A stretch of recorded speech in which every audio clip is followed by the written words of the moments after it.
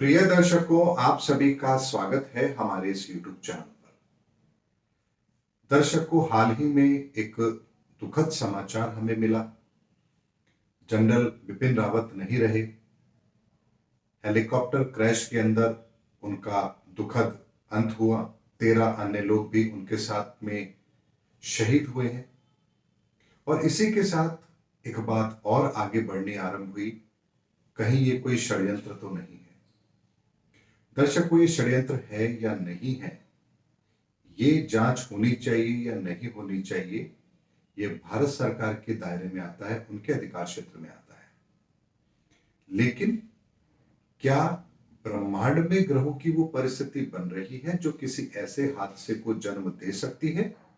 मैं एस्ट्रोलॉजिकल आज आपको इस वीडियो के अंदर उसके संदर्भ में जानकारी अवश्य दूंगा। दर्शकों, 8 दिसंबर को जिस दिन ये हादसा हुआ, उस दिन श्रवण नक्षत्र है और नक्षत्र चंद्रमा का है। और यदि उस दिन की हम चंद्रमा की स्थिति की बात करें तो वो शनि के साथ में स्थित है और मकर राशि में है। और शनि और चंद्रमा बहुत ही ज्यादा खराब स्थिति पैदा करते हैं जब भी वो साथ होते हैं। और इसी कारण से शनि की साढ़े सती को भी बहुत महत्व दिया गया है। ऐसे में चंद्रमा का शनि के घर में होना और अपने ही नक्षत्र में होना इस बात को इंडिकेट जरूर करता है कि कोई हादसा हो, ऐसी संभावनाएं अवश्य बनती है। लेकिन यह हादसा किन लोगों के साथ होगा? जिन लोगों की कुंडली में भी या तो शनि की साढ़े सती चल रही होगी या चंद्रमा या शनि बहुत ही मारक स्थिति में होंगे, तब ये स्थिति जरूर पैदा होती है। और अगर हम अंक ज्योतिष के आधार पर बात करें तो 13 लोगों की मौत हुई है, यानी उसमें सवार अधिकतर लोग मारे जा चुके हैं। और आप जानते हैं कि 13 का फिगर भी अच्छा नहीं होता है। ऐसे में बहुत सारे कॉम्बिनेशन एक साथ उस दिन मिलकर के ऐसी किसी स्थिति को पैदा करते हैं। 13 का अंक शुभ नहीं है, साथ थे इतने लोग। शनि और चंद्रमा की स्थिति ब्रह्मांड में बन रही है और चंद्रमा अपने नक्षत्र में है। और ऐसे में यदि हम उनका इतिहास देखें जनरल बिपिन रावत जी का, तो 2 बार पहले भी वो हादसों में बच चुके हैं। ऐसे में इसमें तो कोई संदेह नहीं है कि उनकी कुंडली के अंदर अष्टम भाव के अंदर कोई ऐसा ग्रह है जो उन्हें बार बार दुर्घटनाओं का सामना करवाता है।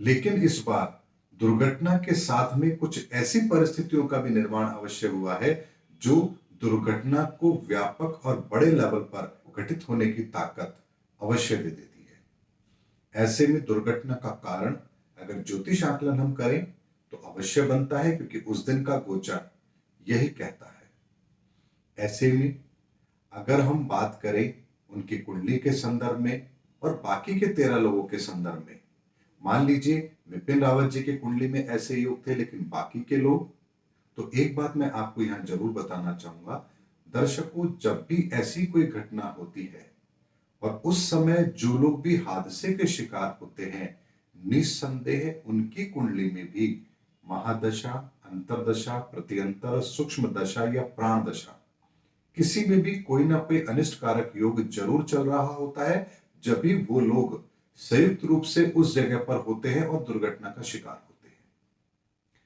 अगर मैं आपसे कहूं, आपने कभी सुना होगा सड़क हादसा हुआ, बस की टक्कर हुई, 40 लोग सवार थे, 20 लोग मर गए, कुछ लोग घायल हुए और कुछ लोगों को खरोंच तक नहीं आई।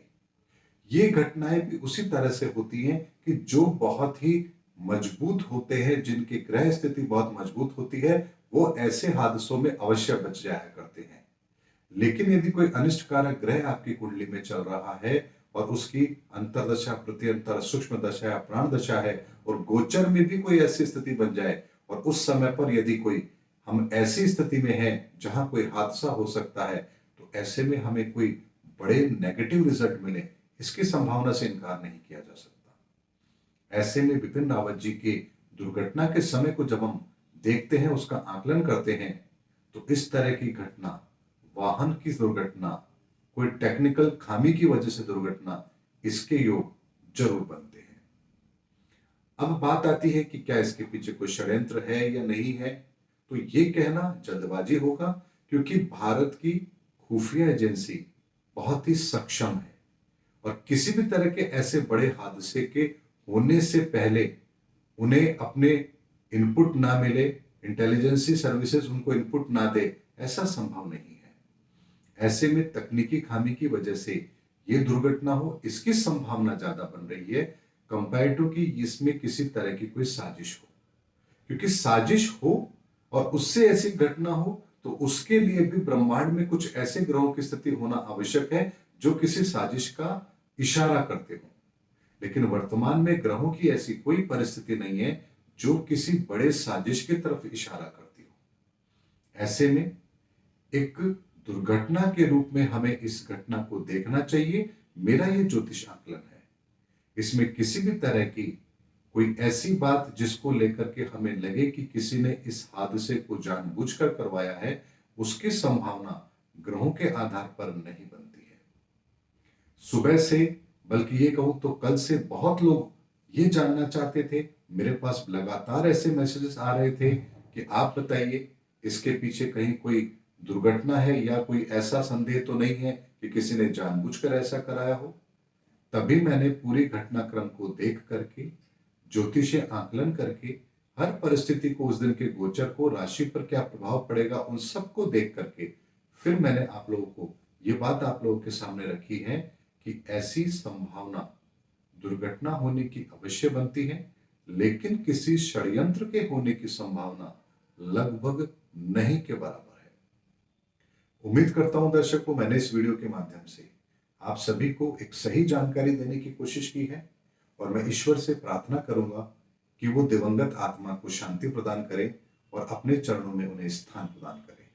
ऐसे वीर सपूतों के लिए भारत सदैव उन पर गर्व करता रहेगा और हम सब उनकी इस शहादत को हृदय से नमन करते हैं और उनके प्रति पूर्ण श्रद्धांजलि अर्पित करते हैं। अगले वीडियो में आपसे भेंट होगी, तब तक के लिए जय हिंद, जय भारत।